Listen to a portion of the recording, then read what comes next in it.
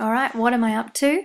Well, at this stage in my honours project for 2014, it is April. I've narrowed it down to a potential question of study. I'm about to tell you a story that gives you a background for that question.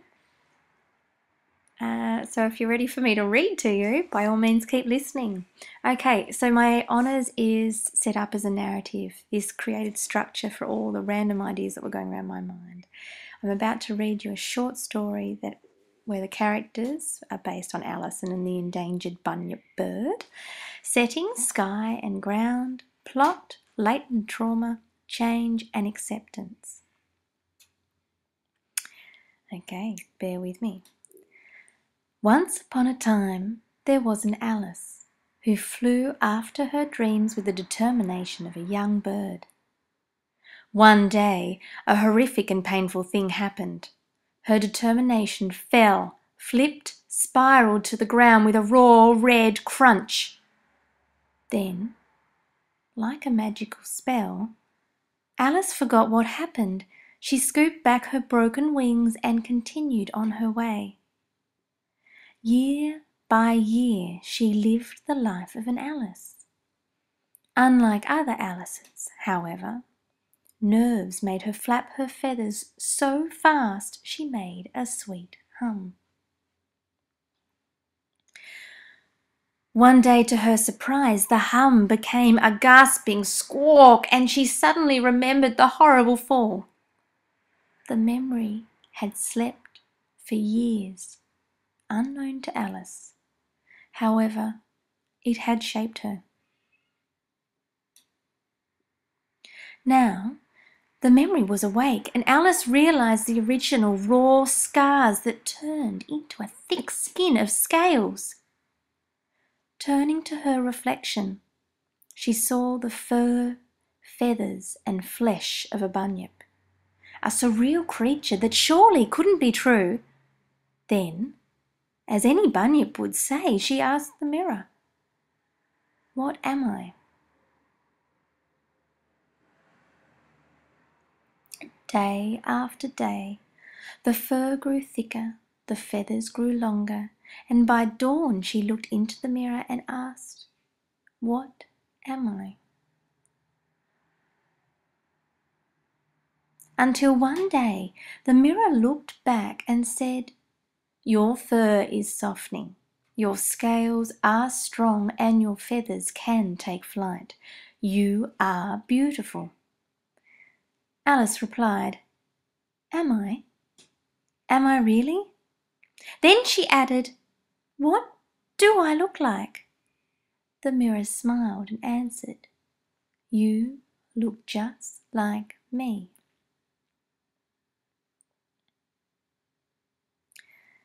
Okay, potential question for my honours. Can a surreal tale about the bunyip bird provide sculptural therapy for the return of the also endangered autonomy of self? Therefore, I plan to sculpt surreal perceptions of change through the form of the bunyip bird. This will provide a vehicle for developing my own autonomy, an element of resilience, and remind viewers to be more appreciative of who they are today. So just as the bunyip bird is endangered, so too can our sense of identity be endangered.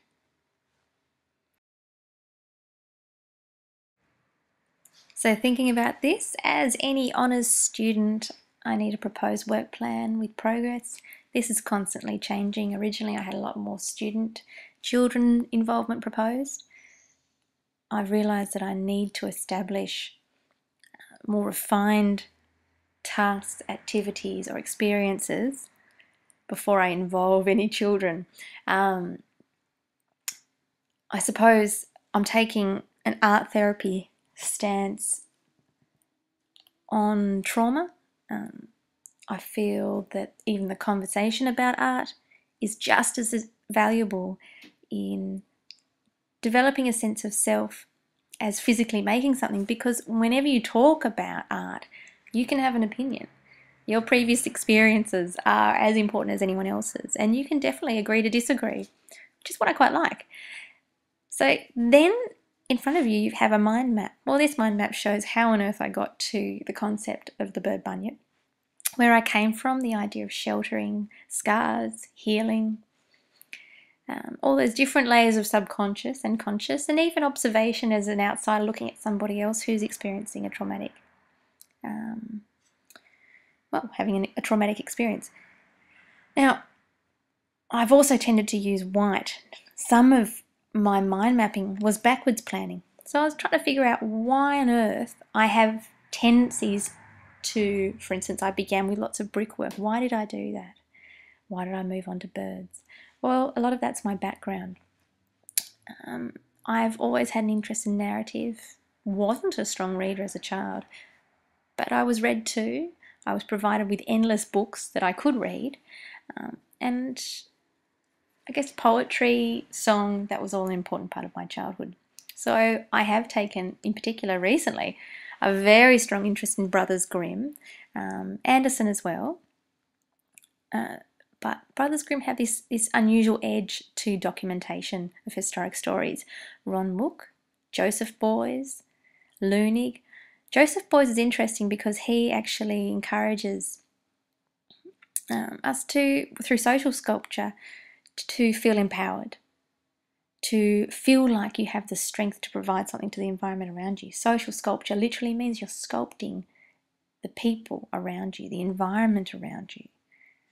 You have, I guess, the ability to make it a far more happier, inclusive, empowering place. So use that. Okay, here we have a progression of lots of random artists. Gee, there's some extraordinary talents out there, and I'm quite excited by how haunting some of them are. Here we have Ellen Jewett. I'm not sure if I pronounced that correctly. I referenced her in numerous spots and realised it was all the same artist. This one is just extraordinary. Very fairy tale books, began with them. And as you can see, there was lots of other artists that influenced me. I then realised that film is hugely important in terms of how adults disappear into the imaginary worlds as children do just by talking. So films were things that I looked at. My website, well, you probably know already that I have an online art journal. This has forced me to organise all the random ideas around my head. Yes, I had a word wall in my art studio, as you can see, but I have found the website really useful. My previous work, well, you can see there's a cubist, surrealist, organic look to it. I've become more white more recently. Earlier this year, shelter was really important, sheltering of layers and emotions and healings, the stitching back together of this shelter, and strength evolving. And from that, well, I then went into the layers, and you can see the tissue paper of different tones, the idea of nests, cobwebs, things growing around us, making us stronger.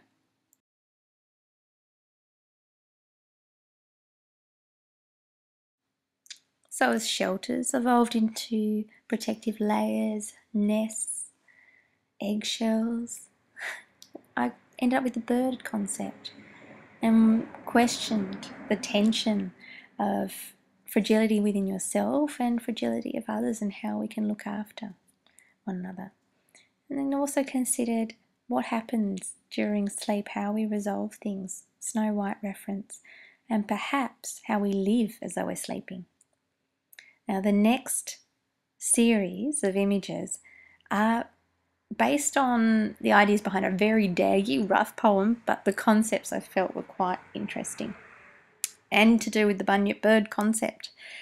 So I would recommend looking at the images, flip through as fast as you like, go to the last slide with all the writing, listen to the narrative I read, and then check out the images again and see if you feel a little bit different about them.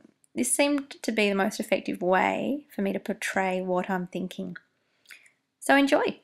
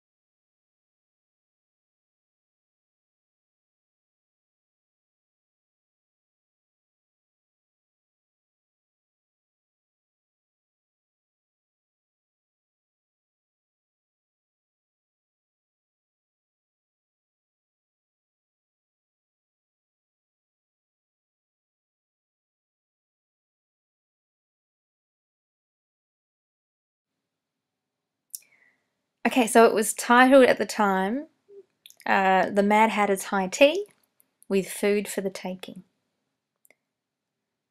Once a dream I dreamt, my bed became a picnic spread. Cakes and biscuits, trifle, tea, flowers cupping honey cream. I invited all the birds I knew to sip a special sugar brew.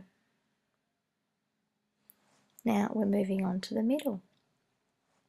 We hum and sing, we nibble and giggle, a sumptuous meal kings would dribble.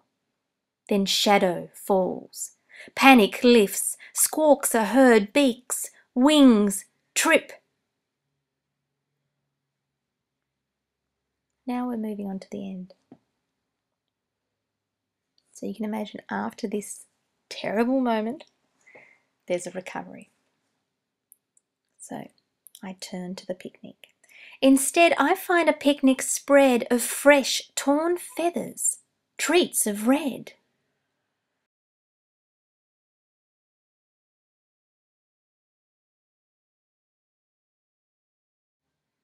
Fruit replaced with flesh that's laced around small hearts that still pulse faith.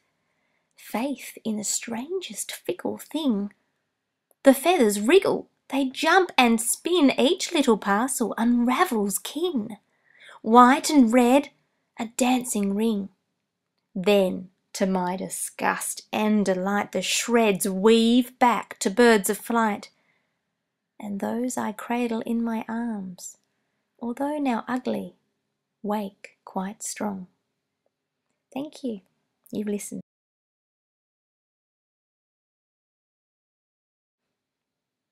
Thanks for listening. Stay tuned into pondertales.com and let me know what you think. I love getting general feedback on what you love, what you hate. Please don't be scared to tell me what you hate. It's really important that I know what I'm portraying to other people. All right, cheers, bye.